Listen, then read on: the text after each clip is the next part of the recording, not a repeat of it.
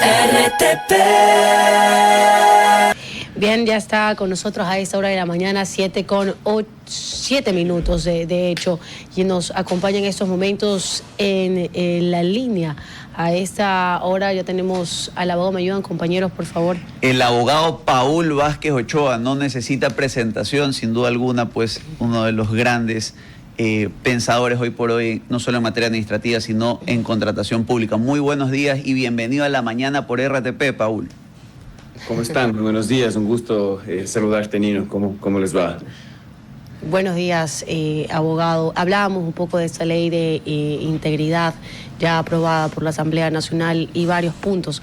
Y tal vez me gustaría iniciar justamente por el que conversamos finalmente con Nino y Jorge, y ese tema de la penalidad o de la sanción que se ha establecido dentro de esta normativa para los mayores o los adolescentes que pasen los 15 años, que crucen por los 15 años o superen los 15 años, pero que igual sean menores de 18. En ese sentido, ¿cómo quedó la normativa para poder entenderlo un poquito y de ahí comenzar el análisis de lo que podría o no afectar con el sistema internacional también y nuestros acuerdos internacionales a los que hemos llegado a lo largo de los años? Claro, bueno, primero yo creo que debemos partir del análisis que es una ley de integridad pública en la que inicialmente estuvo previsto reformas a la Ley Orgánica del Sistema Nacional de Contratación Pública. Sin embargo, se adhirieron algunas otras reformas a códigos conexos, a leyes conexas como el Código Orgánico Integral Penal y el Código de la Niñez y Adolescencia, en donde efectivamente se estableció una pena hasta 15 años para menores de edad. Así es como está el texto y así es como se ha propuesto por parte de las diferentes bancadas de la Asamblea Nacional, y obviamente eso tendrá una repercusión tanto en el ámbito procesal penal y en el ámbito también de los derechos humanos y derechos de los niños y adolescentes. Entonces hay una motivación, una exposición de motivos en donde determinan que supuestamente, ¿no? Ese es el análisis que se realiza, que no vulnera ninguna garantía de derechos humanos, y por lo tanto pues lo que busca es endurecer las penas para tener también un mecanismo preventivo hacia los adolescentes para que no recaigan en este tipo de actos delictivos y bandas criminales u organización de delincuencia organizada, básicamente. Eso es lo que busca. Paul, y aprovechemos la primera parte que nos señalabas, ¿no? Cuéntanos un poco, ¿cuál era la esencia original del proyecto respecto al Sistema Nacional de Contratación Pública? ¿Cuáles son las principales reformas que promueve, digamos, para dinamizar esta arista del derecho administrativo? Claro, a ver, lo que buscaba inicialmente la propuesta y lo que busca, porque quieran o no, realmente la forma, yo creo que en este momento es lo de menos, ¿no? Al menos como las personas que estamos involucrados en la compra pública, la compra estatal, lo que hemos estado persiguiendo años atrás es que se actualice primero los procedimientos, y ese es uno de los ejes fundamentales. Se sintetizan los procedimientos, ahora ya tenemos mucho más estandarizado, una subasta inversa electrónica, tenemos una ínfima cuantía hasta $10,000, después de eso tenemos un solo procedimiento que es la licitación. Antes teníamos cotización, menor cuantía, distintos tipos de consultoría, ahora tenemos uno solo de consultoría. Entonces yo sí considero y estoy muy optimista con esto. Entonces el primer eje fundamental es los procedimientos, y obviamente con eso reducir la discrecionalidad que había en cada uno de ellos en sus etapas de calificación, que es donde se concentran las actuaciones administrativas susceptibles a, valga redundancia, ¿no? Subjetividades, discrecionalidades, que eso pueden recaer ya en actos de corrupción, básicamente. Actos irregulares, no necesariamente corrupción o delictivos. Por ejemplo, Paul, ¿podrías para la audiencia graficarle una distinción entre el proceso como se lleva hoy, un proceso emblemático, y a partir de las nuevas reformas cómo se llevaría y cuáles son las distinciones en materia de corrupción, avances, velocidades de los procesos? Claro, por ejemplo, un procedimiento de cotización de obras, en donde normalmente podría estar demorando entre 1 mes y medio, 2 meses, si es que las calificaciones de las ofertas estuvieron de manera adecuada. En primer lugar, vamos a tener que estar muy atentos a cómo se va a regular el procedimiento de licitación a través del reglamento. Eso también debo dejar muy claro que la ley otorga muchas facultades al presidente de la República para que vaya configurando y desarrollando lo que los conceptos de la ley está estableciendo. Entonces, sí se reducen los tiempos de cierta manera si es que el reglamento lo sintetiza también. Otro procedimiento emblemático es, por ejemplo, la consultoría directa de este tipo de procedimientos u objetos de contratación, en donde las entidades han considerado desde su punto de vista que puedo seleccionar a cualquier consultor dentro de los parámetros que era hasta 65,000, 70,000 dólares, dependiendo del presupuesto general del Estado, y obviamente eso era un cuello de botella porque las entidades contrataban y repetían al mismo consultor, consideraban que era simple decisión de ellos, cuando no era así. Teníamos que seleccionar y ahora ya no va a ser un concurso público de consultoría, mucho más adecuado desde mi punto de vista. Abogado Vázquez, permítame retroceder quizás un poco en los temas conversados, porque sí me interesa hablar un poco de la ley de manera general. Tengo dos preguntas que hacerles desde mi curiosidad. La primera, el día de ayer, mientras se votaba por la aprobación de esta ley, durante esa discusión en pleno, un asambleísta de ADN, si mal no recuerdo su apellido es Castillo, propuso ciertos nuevos artículos a la ley. La primera pregunta que quiero hacerle es si efectivamente durante el pleno, cuando ya se estaba buscando la aprobación de la ley, se puede, la ley de la ley legislativa te permite también incorporar nuevos artículos durante ese momento. Y la segunda, quizás un poco más general, es ¿qué preocupación debería poder discutirse entre la ciudadanía sobre esta nueva ley ya aprobada? A ver, primero, dentro de la comisión especializada, la comisión legislativa, se discutieron varios aspectos que podían integrar dentro de esta propuesta o proyecto de reforma legal, en donde hubo la bancada opositora, por decirlo de esa manera, al oficialismo. Cuestionó muchísimo el por qué se incluyó de último momento sus artículos. De hecho, la ciudadanía ni siquiera conoce cuál es el articulado propuesto a último momento. Se tuvo que analizar a través de las discusiones, de los debates de los asambleístas que lo propusieron. Entonces, no es que fue socializada de manera adecuada. ¿De que se lo podría hacer? Claro que se lo puede hacer. Y comencé indicando yo que la forma quizás fue cuestionada por muchos, básicamente, no a la mayoría, porque sabemos que fue aprobado obviamente, pero el asunto es que sí fue esa introducción de normativa a último momento lo que incomodó a muchos de los integrantes de las distintas bancadas como para poder hacer un contrapeso a esa propuesta. Eso como primer punto, y como dije, el fin en este caso justificó el medio, porque yo estoy muy optimista con estas reformas. Sobre lo otro, ¿qué es lo que debería estar la ciudadanía bastante a la expectativa? Yo creo que no tanto en tema de contratación pública, sino más bien en los otros cuerpos legales que fueron reformados. Sí, contratación pública, vamos a sintetizar los procedimientos, quizás vamos a tener un mecanismo mucho más adecuado para algunos tipos de procedimientos de contratación, temas de ejecución contractual, veo muy interesante la aplicación del principio de purga de mora, que eso puede colaborar a reducir, pero algunos aspectos como la función judicial, el código orgánico se ha reformado para poder declarar en emergencia la función judicial y que puedan integrarse o nombrarse a jueces de manera expedita. Y algo que no me hace mucho sentido, hay una opinión un poco más personal, si el problema es tener jueces y muchos jueces que están corrompidos o que actúan al margen de lo legal, ¿por qué entonces buscamos mecanismos para nombrar más jueces? ¿No les parece que deberíamos buscar más bien una forma de solucionar la génesis de ese problema? Yo creo que tal vez va por ahí. No digo que la contratación o la sintetización de los procedimientos de selección vaya necesariamente a repercutir en contratación o en designación de jueces al margen de la ley. No, pero yo creo que deberíamos atacar un problema mucho más anterior a ese.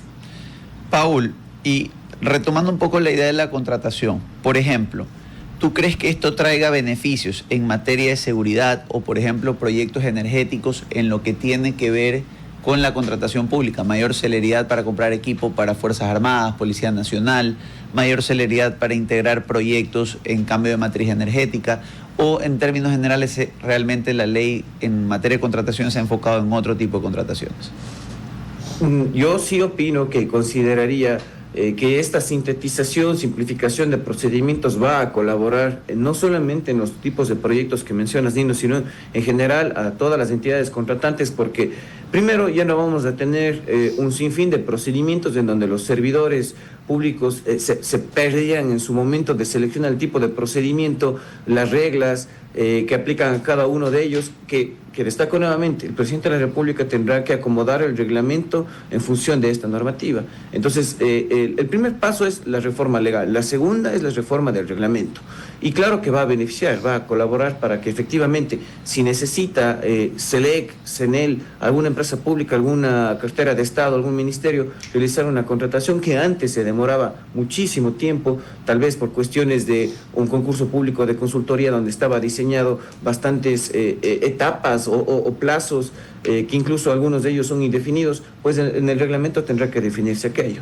Y yo sí, como les digo una vez más, considero que tengo mucho optimismo de que no solamente con esta reforma legal, sino con la integración del reglamento y obviamente algo fundamental, también con la actualización del portal de compras públicas, que es algo que debería necesariamente realizarse ya desde hace años atrás, y con esta reforma legal yo consideraría que es algo que no puede seguir pasando más tiempo.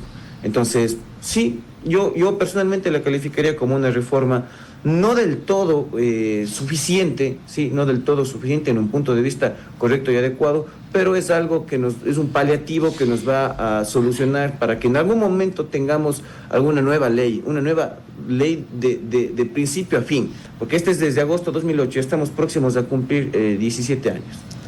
Abogado Vázquez, y también quisiera conocer su criterio sobre los otros puntos que hemos tratado, porque definitivamente hay no solamente que se han hecho estas reformas al Código de la Niñez y a la Adolescencia, sino que hay que mirar también qué otras normativas se contraponen.